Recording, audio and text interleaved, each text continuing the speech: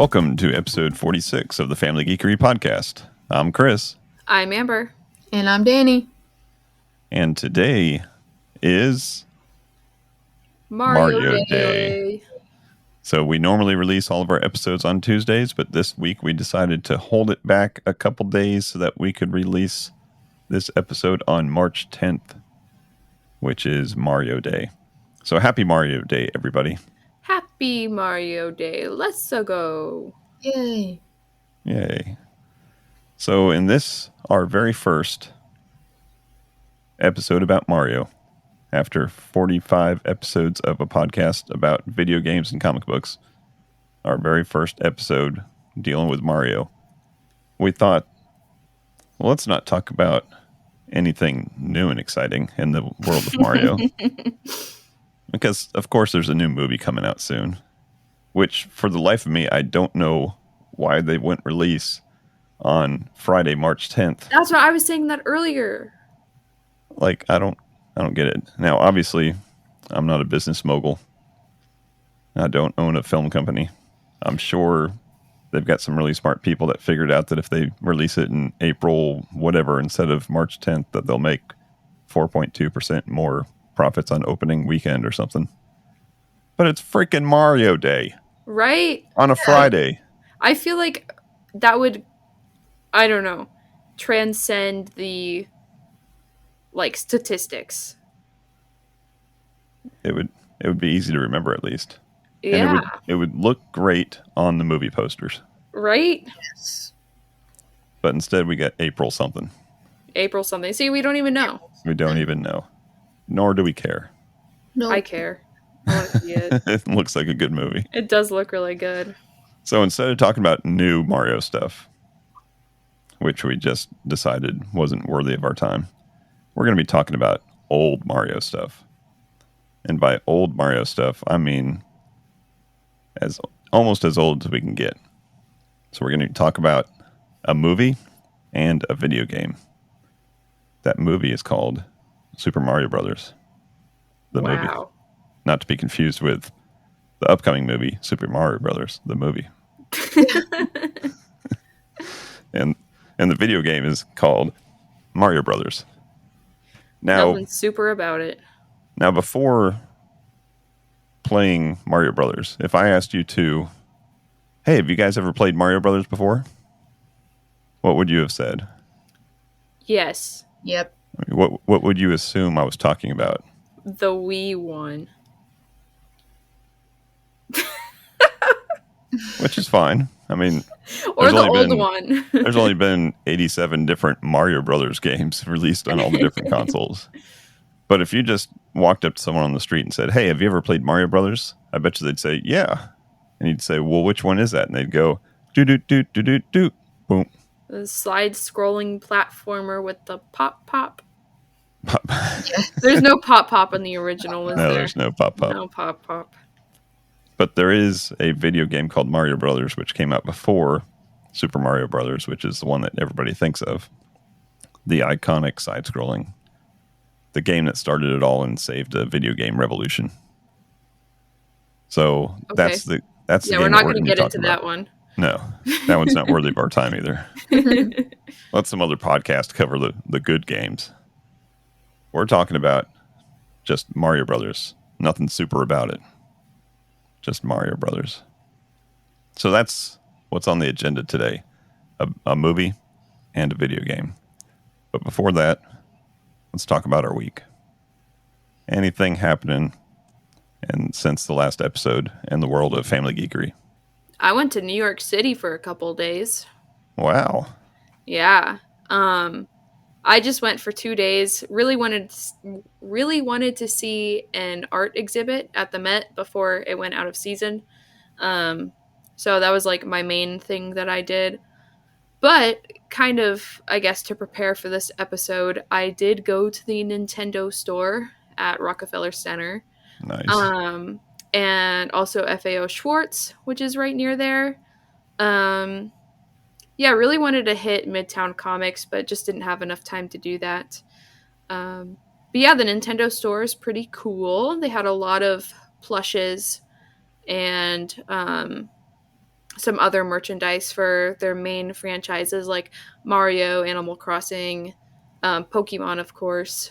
Not as much Legend of Zelda stuff, a little bit of Kirby stuff, even some Splatoon stuff, which was like pretty interesting to me.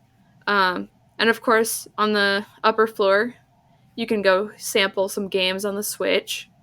And then on the lower floor, you can buy those games for the Switch. But yeah, that was pretty neat. Besides that, I've not been doing too much. Just the occasional Overwatch game here and there. Nice. Surprised they didn't have a lot to do with the Zelda game with the new one coming out. Right? Yeah. I mean, they probably had some Zelda merch. I just didn't really see it. I bought a Sobble plushie keychain. It's real cute. It's a Pokemon. Nice. Yeah. And are you sure that you were in New York City and not the alternate dimension? I'm pretty sure I was in New York City and not Koopa Kingdom or whatever they called it. It had a couple different names, which we'll get into. All right. How about you, Danny? Well, Did you go to any exotic places? no, I did not go to New York City. I've been chilling, just not really doing much on my spring break, so not much nerdy things for me. Cool. And yeah, I've been busy, so not a whole lot for me either. Just getting ready for Mario Day. That's it. Yeah. Mm-hmm. So, what do we want to tackle first, the game or the movie? Let's do the game first. All Since right, we already kind of led up to it. The game. So, Mario Brothers, the game, released in 1983 on many different platforms. I played it on the Atari 2600 because my friend had an Atari 2600, and this is one of the games he had, and it was a good two-player game, a fun two-player game to play. But it's been released on many different platforms. In fact, it's been re-released over and over again, like as bonus games on some of the, more recent Mario Brothers games. And it's available, of course, on the Switch and the where you can buy like the classic Nintendo games and stuff. So this is also an arcade game, and you can tell by the way you were playing it, it felt very arcadey, right? Yeah. Like Danny was dropping quarters when she was playing it. More so than me? Well, just because like you get so far and then you die, game over, and you think, oh man, okay, now I know how it works. So let me start again. And you get a little bit further and you die, and then I can get further. I want to beat this level. That's how the games got your quarters in the arcades back in that day. So this was a good arcade game. It started off slow in the arcades, but then it finally became one of the iconic classics. So who wants to start off by telling me your impressions? Because this was both of your first times playing the game Mario Brothers, right? Yeah. Mm-hmm. Which we played here at home on a mini Nintendo. So a couple years ago, the little mini NES games came out that had like 40 something games loaded on it, and that was one of the included games. So who wants to start off? I'll go. Okay, first impressions. What did you think about the game? It was difficult. It took me a few games to get past level 1. But then I got the hang of level 1. I was like, okay. I got level 2 now. Level 3 was the crab. Got to level 3. And the crabs, you gotta hit them twice. I'd hit them once, and they would come right at me. So it's like, okay. So I didn't get past the crab level single player. But then Dad taught me some tricks while we're doing some duo 2 players. We both took a side of the map, and he taught me some tricks of how to hit them forwards and backwards. So I got the hang of hitting the crabs. And then these, what were they, bugs? What were they? Yeah, like fireflies, I think. Fireflies. And you gotta hit them, but only when they go on the ground. So I was like, okay, those are kind of weird. But I just kept forgetting that they would go like to the right and then come through my left. So they would just get me that way. And then the fireballs would get me. And yeah, lots to think about at once. Yeah. And it's all a single screen game. So that's something that was common in the early days of arcades. Think about Pac-Man, Frogger, Space Invaders, Asteroids, single game. And that's just because the limitations of the hardware at the time.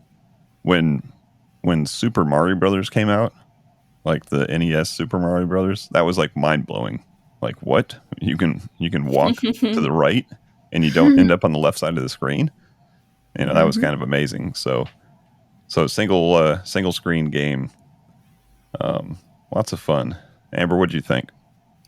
Well, first it like surprised me, not expecting that and expecting something more similar to Super Mario Brothers. But I started out with 2-player and it was so difficult because we just kept bumping each other. Not as good communication as you guys, I guess. You weren't co-oping with your partner as well as not. We were. Tends to happen. So that was a little difficult. And it tricked me a little bit, like, because you have to hit them from the bottom, which is so different from every other Mario game where you jump on them right to kill them. So it was a little silly because I kept like trying to jump on them.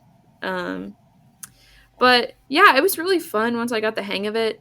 Well, I didn't really get the hang of it a whole lot, but it was like fine. And then I gave up and started playing Princess Tomato. Which you spent a lot longer on and played that for like an hour and a half. Very good game. Gotta go watch a playthrough of that one. Yeah. Oh, we got to level 10. Level 10 of Mario? Yeah. Yeah. Oh my gosh. 2 players. I think I got to level 11 by the time I died, I think. Yeah, wow. I died first. Once the ice starts melting and it gets hard to navigate, that's just gets more and more difficult. Yep. I bet. We did have a good combo move, though, that we totally intentionally did. I went up and hit, I don't know what it was, but I hit something. But while I jumped up and hit them, I bounced off Dad's head and then collected them in the process. So nice. It's a pretty sweet move. Yep. So this is the first game to feature Mario as Mario. Because we all know Mario and Donkey Kong. Everybody knows Mario's backstory, right? Princess Peach and Toad had a baby, and that baby's name was Yoshi. And Yoshi had 2 eggs, and when they hatched, one was Mario and one was Luigi. Did I get the story wrong? I think so. Okay. I hope so. So Mario first started in Donkey Kong, but his name in that game was just Jumpman. And he wasn't even a plumber, right? No, he was a carpenter, I think. And at some point in the Nintendo U.S. headquarters, the Mario Segali, which was an Italian-American landlord of their office building, came in and started demanding rent, so they named Jumpman after him. So in the game Mario Brothers was the first game to feature him as Mario. And then since it was a 2-player game, they needed to have a palette swap. So they did a palette swap and made a green one. Christmas. And they considered him Luigi. Now, the 2-player mode of it was very much inspired by a very popular arcade game called Joust. I think, Danny, you play Joust a lot when we go to the arcade, don't you? Joust. That's the one where you're sitting on the back of an ostrich and you hit the flap button to flap your wings, and you have to knock the eggs out of the other birds. It doesn't ring a bell. Okay. Well, I think you'd know it if you saw it, but very similar gameplay because you're jousting with other birds. And once you hit them, if you hit them right, then the egg pops out and you have to go collect that egg before it hatches and turns into a man that picks up another bird. Oh, okay. So all of that is very similar to this Mario Brothers game. So I think they took a little inspiration from a popular game and turned it into a Mario game and add a couple pipes. Nice. Add pipes and turtles, and you got yourself a Mario game. And it was developed by Shigeru Miyamoto, which is the guy who started or created Mario and Donkey Kong and all that. Cool. So Shigeru Miyamoto and Gunpei Yokai, both of them worked on Donkey Kong, and then they worked on the follow-up. But yeah, good game. So if you've never played it before, go find it and try it out. And it's a fun couch co-op game. Yeah. If you can coordinate well. At each other. Right. You bounced me into it. Yeah, there's a lot of that happening. You can get pretty devious against your couch partner if you wanted to. That could make it more fun. That you could make a competition of it. Yeah. I can tell you one thing though, the coin level, a lot easier with two people. Oh, I bet. Wait, did you not make it to a coin level? Not with two people. Someone always me. I always died before the coin level. And with one player, you can't miss a single jump, or else you're not going to get them. Get them all. No bonus. No bonus. All right. Well, that was good times playing that. If you had to choose between Mario Brothers and Super Mario Brothers, which would you rather play? I feel like I could learn to be better at Mario Brothers. I feel like Super Mario Brothers just has too much. Yeah. Everybody's really good at the first level. Yeah. And then the talent level kind of drops. Yeah. Yeah. But if you throw in the Wii Mario Bros, I could probably beat all you guys. No, probably pop. Had a great soundtrack. Yeah. All right. Is it time to talk about the movie then? Oh boy, let's. So the movie, Super Mario Brothers, 1993, starring Bob Hoskins as the titular role, John Leguizamo as Luigi, and Dennis Hopper as King Koopa. So two pretty big names, and then John Leguizamo was an up-and-coming stand-up comedian, and he did a great job. And there were some pretty big names that were also asked to be in this movie before they came up with the final cast. So Arnold Schwarzenegger was approached to be King Koopa, but he turned that down. Dang. Tom Hanks was asked to be Luigi. What? Really? But get a load of this. He had a couple not so great movies, box office failures. So they actually dropped him from consideration. What? No.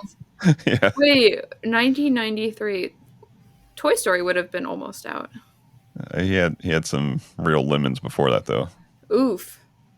Let's see, Danny DeVito, which I think everybody would have been perfect. Has he not played Mario? Loved the scene. He was offered the role of Mario and a director role. And why he say no? Because he's smart. That movie would have been so much better if it had Danny DeVito. And then Dustin Hoffman had actually expressed interest in portraying Mario. But, that's Rain Man, right? Yes, that's Rain Man. But I think one of the directors said, "Nah, I don't think Italian. He'd be right for it." But Bob Hoskins, he originally didn't want to do it because he just did Roger Rabbit, which was also a kids movie, and Was he the he'd done enemy? Hook. Wasn't what now? Who was he in Roger Rabbit? He was the main guy, the live action guy at least, I don't remember that movie at all. the detective. Okay. And he was in Hook, and he said he didn't want to become the next Dick Van Dyke, so he didn't want to just do kids movies. But after a couple rewrites, he looked at the script again and he said, "Yeah, let's go ahead and do this." This is less of a kids movie now. Yeah. Yep. So yeah, so interesting. It could have been a much different movie depending on who was in it.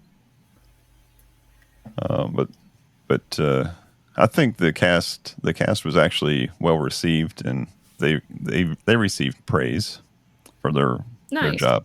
They should. The movie was criticized for lacking a fluid story, I guess. But this was the first feature-length live-action film based on a video game. Wow. Hmm. Yeah. It's probably better than most movies based off of video games.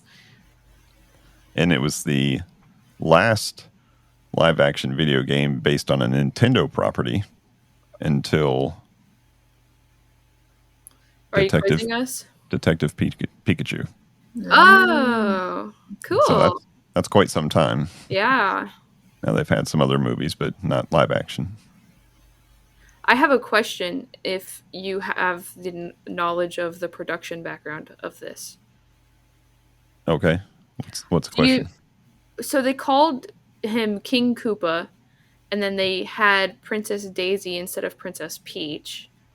Do you know if if the movie producers just couldn't get the rights to the Bowser and Princess Peach, or they just always knew they wanted to have Daisy as a love interest for Luigi and not have a love interest for Mario? I think they just weren't given a copy of the game. Oh, okay. Sure. Okay. No, so the writers and the producers and the directors and everything, they had complete creative license.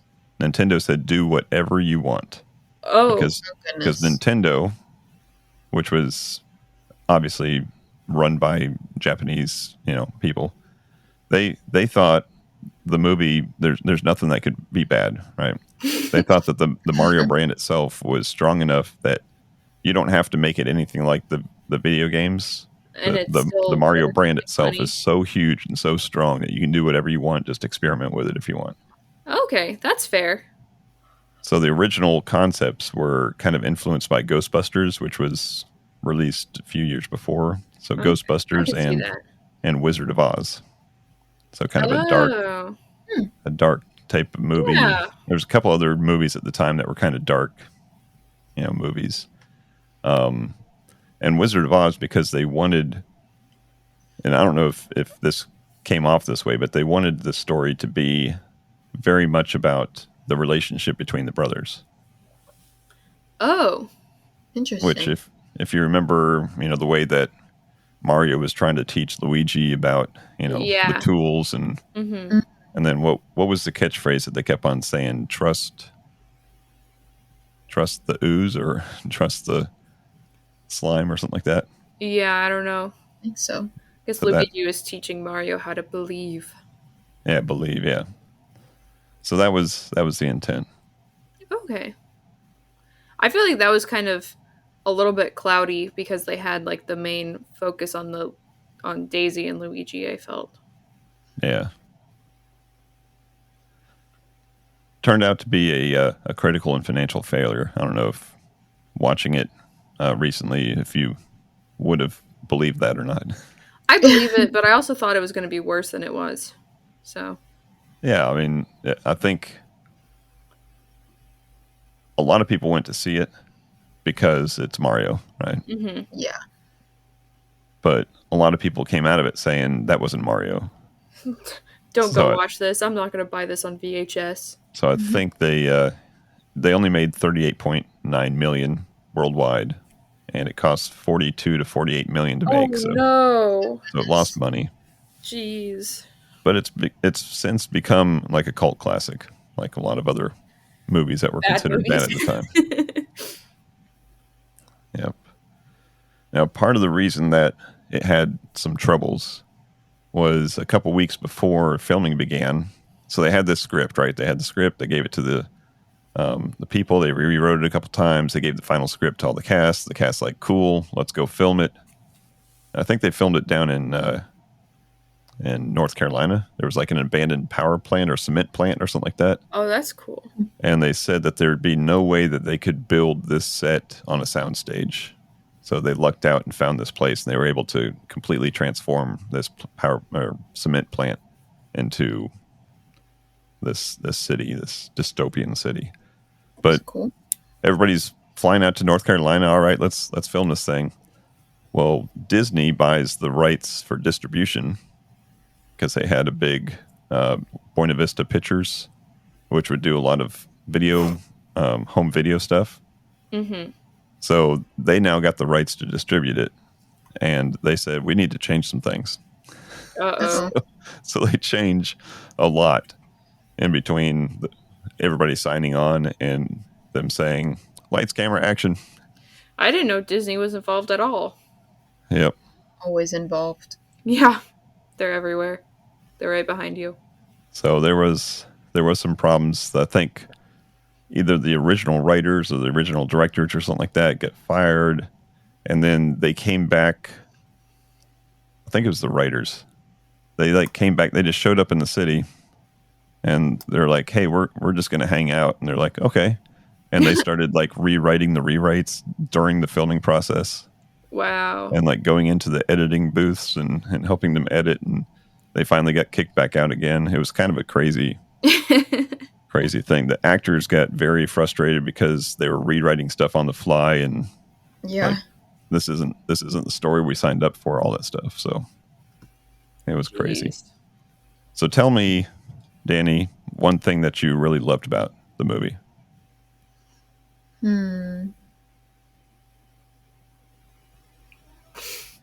I thought it was goofy.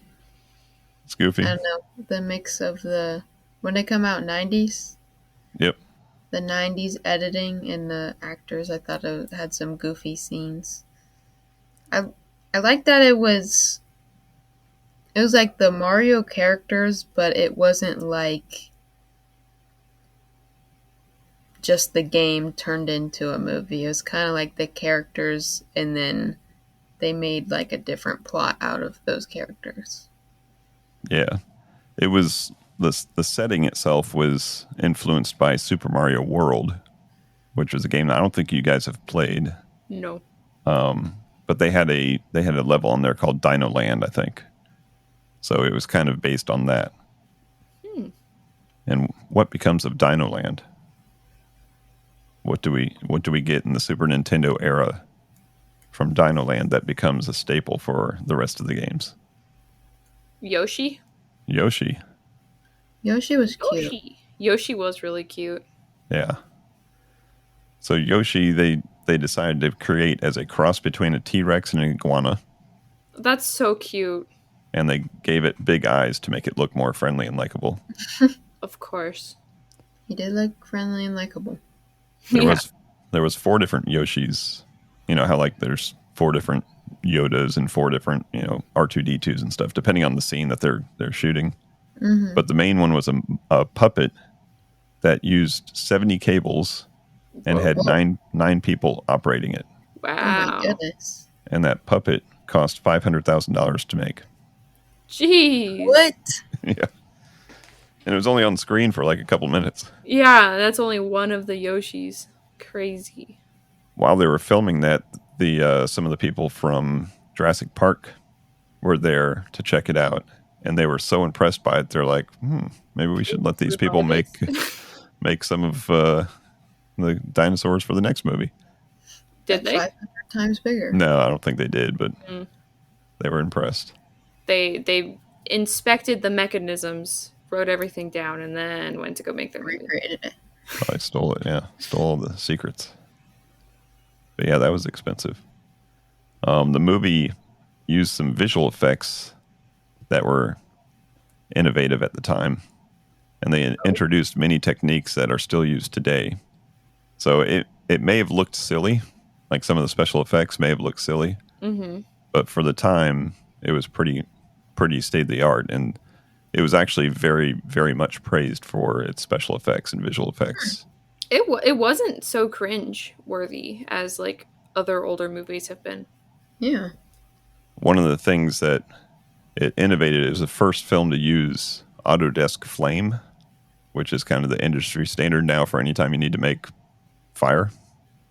So that's why you saw so many fireballs, being used. They were like showing off this new technology they had. Yep. So that was pretty good. It was one of 4 Disney films under consideration for best visual effects that year. Wow. 4? Yeah, but it lost. 2. Do you know which one? Nightmare Before Christmas. Oh, okay. Well, there we go. There you go. They just released on the wrong year. They should have waited for Mario Day. Yep. So tell me something, Amber, that you liked about it. I really liked the set. It was so cool. The like alternate universe that they had. It was really cool. How it was like all trashy and like punk and like the mushroom goo everywhere and like the random skeletons on the taxi cabs and stuff. It was really cool how they like built all of that. And like I like watching older movies and seeing like all of like what they made with real things as opposed to just like throw it on a green screen. We'll edit it in post, So I like seeing how scrappy they are and how resourceful they can make a cool looking city out of just like netting and paper mache and stuff, whatever they used. Yeah, they used, I think it was like a glue gun, hot glue, is what they used for all the fungus. Hot glue? Yeah, so they used a fishing line. They strung that everywhere, and then they hung hot glue on it. Oh, wow. Seems like a lot of hot glue, though. Right? The sticks run out fast. Yeah. They must have bigger sticks than we do. Big glue guns.